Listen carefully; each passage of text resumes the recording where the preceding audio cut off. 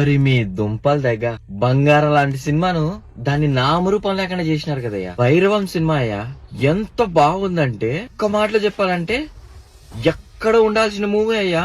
వీళ్ళ రివ్యూల వల్ల అసలు అది ఎప్పుడు వచ్చిందో ఎప్పుడు పోయిందో కూడా ఎవరికి జనాలకు తెలియదు. అందులో బెల్లంకొండ శ్రీను అన్న యాక్టింగ్ ఉంటదిరా. గంగమ్మ పూనుతుంది ఆయనకు ఆ సినిమాలో. గంగమ్మ పూనితే ఆయన చేసే యాక్టింగ్ ఉంటది. ఆ యాక్టింగ్ ఎలా ఉంటుందంటే కాంతార సినిమాలో ఆ హీరోకి దేవుడు పూనితే ఎట్లా యాక్టింగ్ చేస్తాడో దానికంటే తక్కువేం కాదు.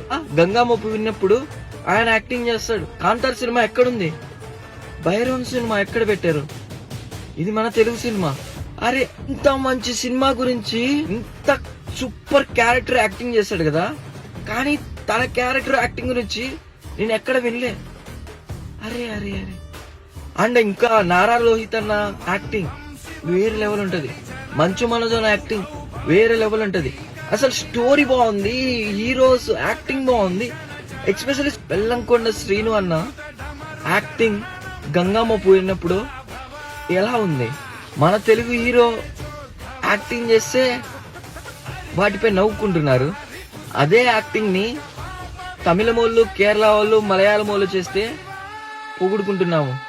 నిజంగా బ్యాడ్ గా అనిపించింది.